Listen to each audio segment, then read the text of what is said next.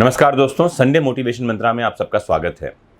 और मैं आज आपको एक कमाल की बात बताने जा रहा हूं लाइफ स्टाइल से रिलेटेड। अभी हाल ही में नेटफ्लिक्स पर एक सीरीज देख रहा था जिसमें एक व्यक्ति है जो पता लगाने की कोशिश कर रहा है कि लंबे जीवन का रहस्य क्या है। और आपको जानकारी होगी कि सबसे ज़्यादा एवरेज लाइफ जापान में है। 90 से लेकर 100 ईयर्स तक के लोग वहाँ पाए जाते हैं सबसे ज़्यादा संख्या में, और 100 की उम्र पार करने वालों की संख्या भी सबसे ज़्यादा जापान में है।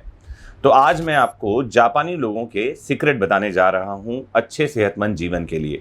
आपको पता होगा कि मोटापा एक लाइफस्टाइल डिसऑर्डर है, और मोटापा जो है वो ऑर्गन फेलियर से लेकर हार्ट डिजीज और डायबिटीज तक का कारण बनता है। और मोटापा ही एक कारण है जो हमारी आयु को कम करता है। आपको जानकारी दूं कि जापानी लोग मोटापे के शिकार कभी नहीं होते, और अगर आप अधिकतर जापानी लोगों को देखें तो उनकी बॉडी एक्टिविटी जो है इसके लिए जिम्मेदार है कि उनके शरीर में फैट नहीं जम रहा, और यही एक कारण है कि वो 100 साल तक जीते हैं।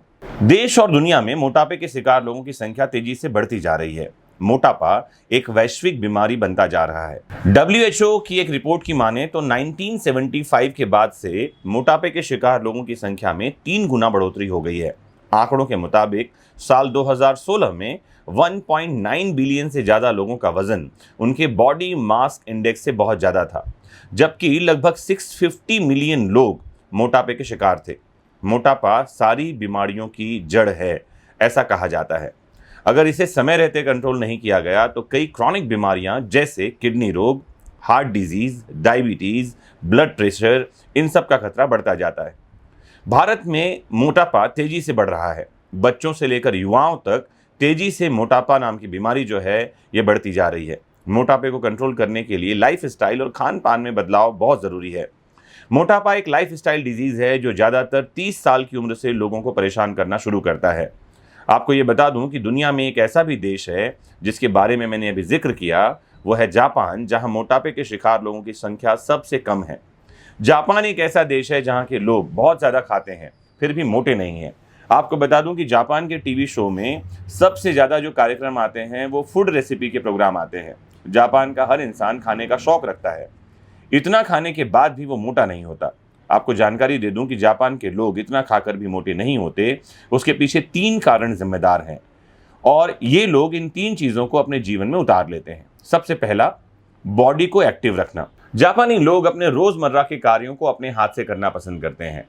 अधिकतर बच्चे स्कूल जाने के लिए खुद की साइकिल का यूज़ करते हैं या पैदल चलकर जाना पसंद करते हैं।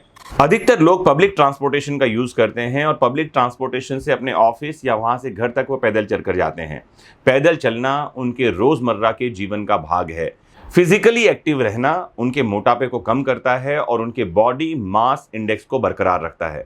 दूसरी जो आदत जापानी अपनाते हैं वो है ग्रीन टी और वेजिटेबल्स का सेवन करना।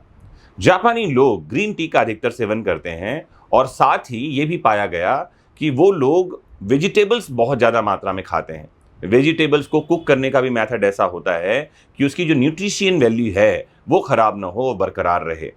तीसरी और बहुत काम की बात, कम खाने के लिए जापानी लोग एक बढ़िया तरीका अपनाते हैं, वो छोटी प्लेट में खाना खाते हैं। कई बार होता यह है कि जब हम बड़ी प्लेट में खाना खाते हैं तो जितना भी खाना रखें वो हमें कम दिखाई पड़ता है, और कम दिखने के कारण हमारा जो माइंड है उसे आत्मसात कर लेता है कि हाँ मैं इसे खा सकता हूँ, और उसके बाद भी उसकी भूख बरकरार रहती है, वो और खाना लेना चाहता है।